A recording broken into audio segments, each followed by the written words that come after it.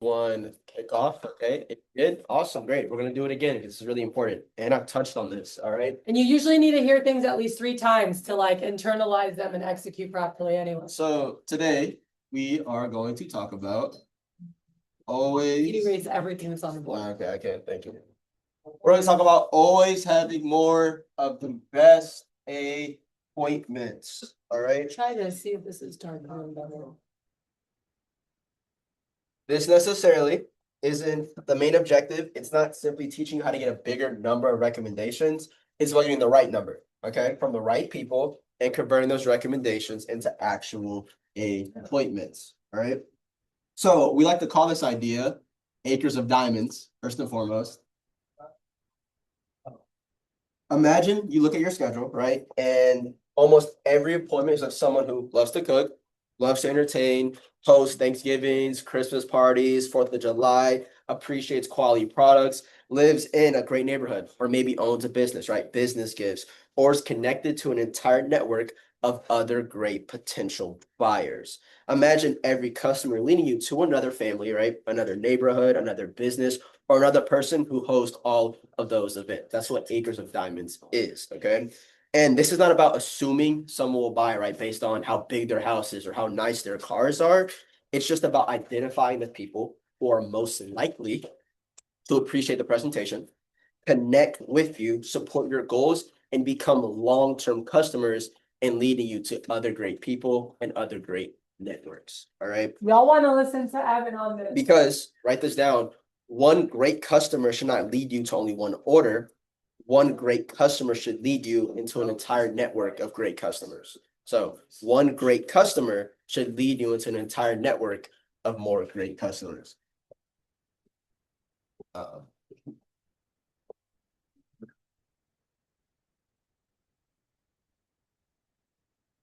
One great customer should lead to a network of having more great customers.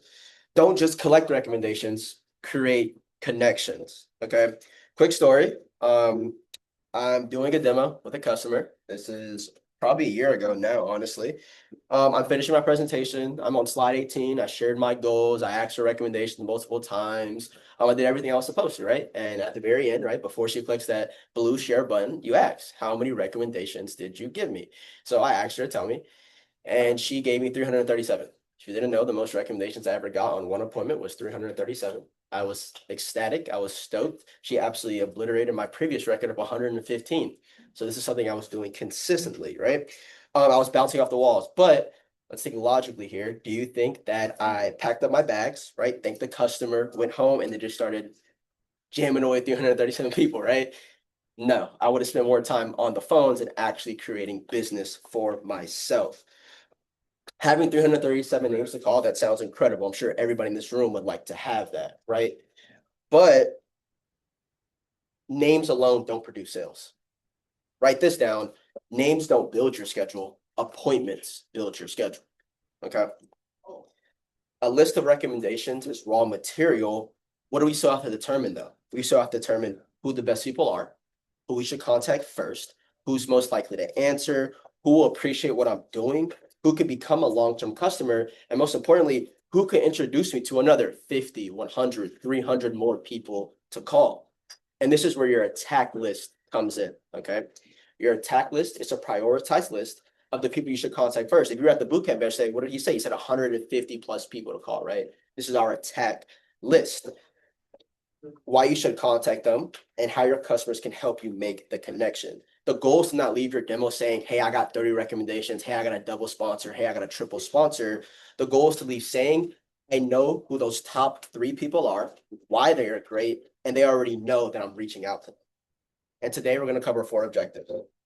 Okay, you can write these down. Qualifying your recommendations.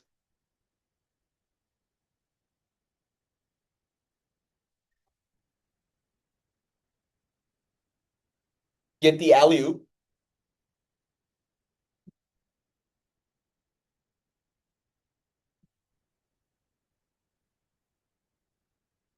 Three-way text.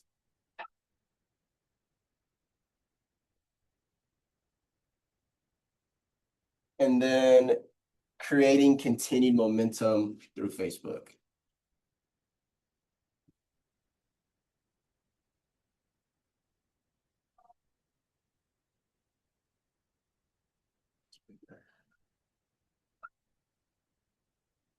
Okay, great. So let's talk about qualifying your recommendation, something that we should all be doing. We should have an idea of how to do it. If we're not perfect, that's fine, right? My recommendation approach isn't mastered. This is a skill, right? So, who here, right? Show of hands would like to convert more of the recommendations into actual demos, right? Not chasing your customers down. They never pick up, kind of just cold calling, right? It starts with qualifying your recommendations. Okay.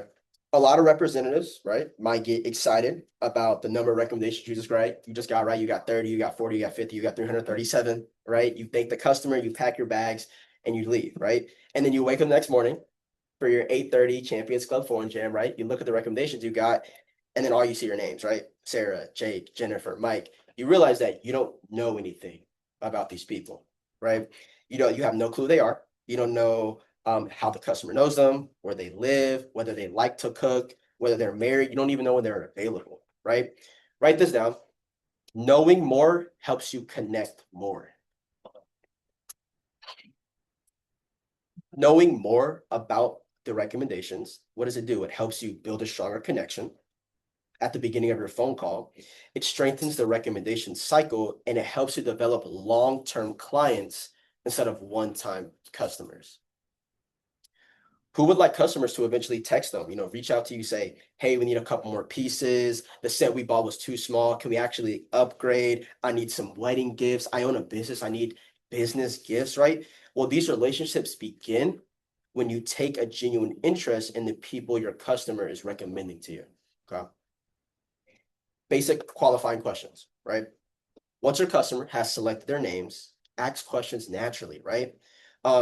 Awesome. Let me make sure I pronounce everyone's name correctly. Is Miss Jones married? What's her spouse name? What area of town do they live in? Are they usually home during the day or evenings work better for them, right? Who on this list I loves don't see anyone taking notes. really good? Who hosts Thanksgivings, Christmas, 4th of July, the family birthdays? Does anyone own a business or work with a lot of clients, right? You're not interrogating the customer, you're being curious. They might say, oh, have you met Sandra, right? She hosts every holiday. Mike and Kelly just moved into a new home. And these are the leads that you want. These are the people that you want to call. It's very simple, right?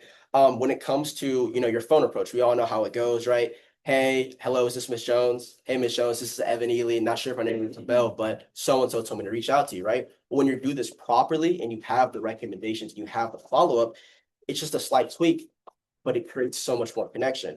For example, hello, is this Miss Jones?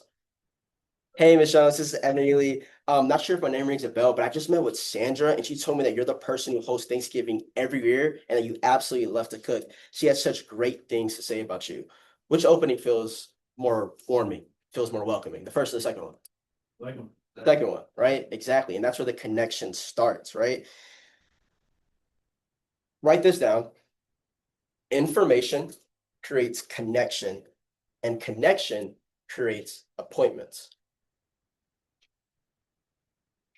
And this is where we restate, and this is where we re-enroll, right? So now we need to identify who the best people on the list are. Here is, and we should all know this, the strongest question you can ask. Miss Jones, if I was your son or your daughter, working hard this summer, trying to complete 20 appointments a week, sell $30,000, earn myself $15,000 in income, win my President's Club letter, qualify for a scholarship, win myself a spot on stage, win a trophy, not just for me, but with my team as well. Who are those top 2 to 3 people you'd want me to go see first? Notice what I did there. I didn't just ask who has money. Hey, I didn't just ask who likes to buy nice things. I restated my goals and I remind the customer why I'm working so hard, why I'm doing what I'm doing. Write down, restate your goals. Remember, like in English class, right? For me, it was dual credit English 3, which I dropped out of because I do not like it. That junior high school was like everybody's junior is like the hardest year, right? High school for most people. Right, yeah, exactly. It's just all right. Okay, remember what our English teacher taught. What do our English teachers teach us, right? You state your thesis in the beginning in your introduction paragraph, right? And then you restate your thesis in your conclusion. It's the same idea here. You shared your goals during the presentation at the beginning, right? Now at the end, you remind the customer what this help is contributing toward, right? Write this down. This is our life quote. People don't care how much you know until they know how much you care. Think about that. People don't care how much you know until they know how much you care. When you explain your goals, your aspirations, the reasons for working, it shows that you care. It gives your customer something meaningful to connect with. You can additionally ask your customer, you know your friends better than I do, who would appreciate this opportunity to help most? Or if I could only meet 3 people, from this entire list, who would you tell me that I absolutely cannot miss? And when we identify those people, get excited, right? Like get excited, get happy. Like I would absolutely love to meet those people, Miss Jones, 'cause I know they're gonna be just as nice, just as fun, just as exciting as you are, right? And so, Miss Jones, if these are your top people, right? Like I absolutely have to meet them. So you're gonna like on your end, you're gonna star, you're gonna circle them, you're gonna highlight them. And this becomes the beginning of your attack list, okay? Building that top 150 list of attack customers. There's a list of your attack list, 150 names and numbers of people who you know are, it's 150 plus names and numbers of the top people each customer gave you, and there's your separate list, right? Now we can talk about this is qualifying your X. Let's talk about getting the alley-oop, okay? Write this down. Get their top 2 or 3. Ask the customer to call them and use an approved incentive when appropriate. Get their top 2 or 3. Ask the customer to call them and use an approved incentive when appropriate. Now, for example, I was about 7 years old when this happened, okay, or at least that's how long ago it feels. Miami Heat versus the Boston Celtics. LeBron James is running down the court on a fast break. Norris Cole makes a pass. LeBron James goes up and boom, alley-oop, boom, slam dunk. I know you know what I'm talking about, Kinley. All right, everybody should. Historic play. Dwayne Wade goes like this. Everybody knows the picture, okay? It became one of those highlights that everybody remembers. But here's the point. LeBron still had to finish the play. But what did the pass do? It put him in the perfect position to score, okay? And that's what your customer can do for you. Your customer already has the relationship, already has the rapport, already has the connection. You just need to finish the play, have the opportunity. Their introduction, it's the pass that puts you in the position to book the appointment, to make the slam dunk, right? Write this down. The customer makes the pass, you finish the play. So once you've identified those top people from your customer, right? Do not say, awesome, I'll try calling them later. Ask for the alley-oop, right? Here's the verbiage. Miss Jones, thank you so much for all these recommendations. Let's think about this way, right? Just like you, these people are probably busy. They have work, they have kids, they have families, they have a lot of responsibilities and a lot of things going on. And I would absolutely love to meet all of them because I'm sure they're just as kind and amazing as you are. But since these are your top 3 people, would you be willing to help me get in touch with them first? I think it's way more professional when people know I'm reaching out to them instead of me just randomly calling them out of the blue, right? So, and who do you think they're more likely to answer a call from? You or a call from a random number? You, right? Okay, exactly. So would you mind giving them a quick call and letting them know that I'm here with you? I can give you exactly what to say. And that's when we have those customer coaching sheets, right? On the back of your rec binder. If you don't know what I'm talking about, get with Kathy, get with John. It's a customer coaching sheet. It tells your customer what to say on the phone to their friends, right? And it's really, you just really ask them, right? Now, clarify here, right? Because your customers might feel a little uncomfortable, so-and-so. You don't need to explain the products, discuss prices, convince them to purchase anything. The idea here is very simple. You're simply letting them know that you met me, that I did a good job, that we had fun, that you liked me, right? And that they would enjoy helping out. Now, whenever you pick up the phone for the person they gave you, don't give them a 15-minute sales presentation on the phone. Your job is to build a quick connection, create excitement, and schedule the appointment. Build a quick connection, create excitement, and schedule the appointment. And when you book it, celebrate. high five your customer, right? They just booked the demo for you. They just created business for you. They just made money for you, basically, right? People like helping when they can immediately see that their help produced a product. Got it. Speed up. Cool. Now let's talk about the power of like flow state, right? Do you know how I was incredible? like, last time you gave this, you were. I know. Waiting for that. No. When do you want us out of here? 8 minutes ago. Okay, fair enough. No, not out of here. There's stuff to go through, but let's wrap up. Yeah, we're at time. Let's keep going. Because y'all went overboard. It's all good. Cool. By the way, so while we're doing this, right, like why your customers are calling their friends, look busy. Don't stare at them. Don't hover over them. Don't make it uncomfortable, right? Don't sit 2 feet away and stare at them while they're on the phone. Slowly organize your materials, polish the knives, straighten the display, gather trash, put things back in your sample kit. Just look busy. Okay. Don't hover and linger over them. Now let's talk about the follow-up, right? Write this down. Introduce, follow-up, call. You will not reach every person on the phone while you're sitting with the customer, and that is okay. Your next best option is an immediate introduction text. So the reason we do the calling first and not the texting is because if you already text the person, they're gonna be like, oh, I already texted them. That's why we're calling first and then we're doing the texting. And these are for those top people, right? Never leave the appointment when a customer says that they will text everyone later. You heard it from Amber, okay? Because most of the time later does not happen. I'm not calling your customers liars. I'm not saying they're lying to you, right? Yeah, but life just happens, right? People have good intentions, but after you leave, you lose your customer. Dinner starts, the kids need something, work comes up, life happens, right? Never leave without having the introduction sit in front of you, okay? And we all know the approach of how it goes. And then one of the most important things, keeping your business going, is absolutely using momentum. Okay. And this is your follow-up process. Don't let introductions sit for 3 days before doing anything, right? Follow up while the connection is fresh. Your process should be respond to the introduction immediately for those top people, call as soon as appropriate, and reference the customer and the personal connection, actually appointment confidently, and then track the result and the next follow-up step.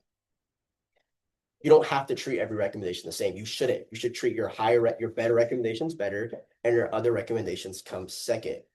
Your attack list should be prioritized. There's an A list, right? The top 2 or 3 people that each customer gives you that you absolutely need to meet. They receive immediate calls, introductions, and follow-ups. There's your B list, strong potential customers who cook, entertain, own businesses, live in great areas, or sound highly supportive. And then your C list, just everyone else of strong customers who might be willing to be seen by you. And then we can talk about continuing momentum, Facebook. We all have different type of customers, right? You can write this down. Use social proof and gratitude to keep people involved. Use social proof and gratitude to keep people involved. A lot of adults use Facebook, right? We use Instagram, Facebook, Snapchat, TikTok. They have hundreds of friends. I was volunteering with some of my church friends earlier, or my mom, just older, she had 1.9K friends on Facebook. Okay. I got her to put up a post about me.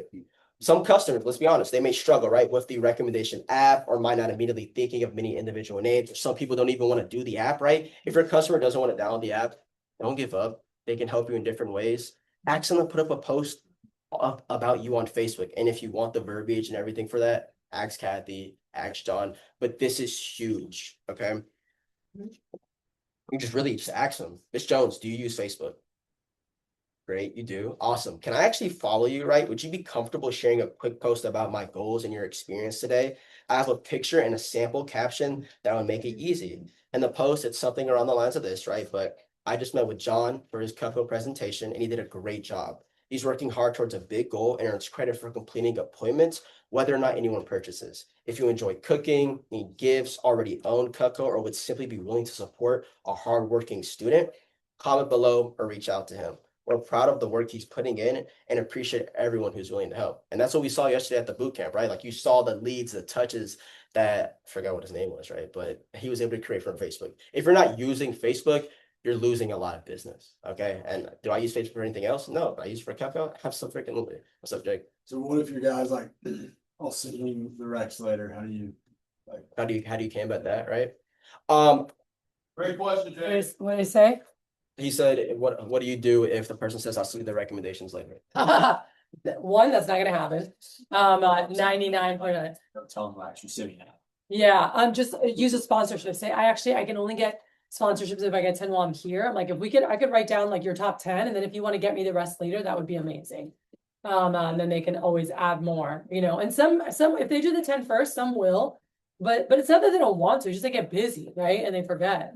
So you have to treat it as the only thing you're getting is there. So when they're like, oh, I'll get them to you later, you always say, oh my gosh, thank you so much. That would be great, Mr. Dawson. I'm like, but just so you know, I can actually only get the sponsorship if I get a minimum of 10 while I'm here. Any chance I could write down your top 10 people that you think would be great, and then whenever you have time, you can sit down and get me the rest. And then, oh, okay, you know, and you'll get that, and then they gotta go. The best thing would be to schedule a time for 15 minutes to go back to show them how they can get free Cutco. Like if they never respond, set up a 15 minute to show them how they can get free Cutco. And so you're basically going back to do your sponsorship part, like to ask, like to share again why you're working, what you're excited about, how the sponsorship works. You do your referral approach and you get your reps. And then you can offer them a free vegetable peeler for giving you, 15 or more. Well, Make a little point, they'll try to rush through this if they don't feel that you're excited about recommendations. Right, if you don't have if you're not as excited to close, if you're more excited to close on your sale than you are to get recommendations, they're not gonna feel this is important, and then they'll say, hey, let's do this later, I gotta go. So that's another thing to remember, is your energy at recommendations is gonna impact them. Second part is, are you actually asking for Rex when you're doing the 5-piece customization? Because then you never have an excuse of I've gotta go because they're still in the presentation with you. So that's the two little things I'll add to that really impact that at the end. Yeah, don't place the order until you ask for Rex, guys. yeah, awesome. Anything else? No, I'm usually very for questions. Okay, cool. Give a round of applause. All right, so here's and you can, let me stop the recording. Here's what we're gonna do right now. I know some of you guys might have demos to get to. I know many of you, I told you guys,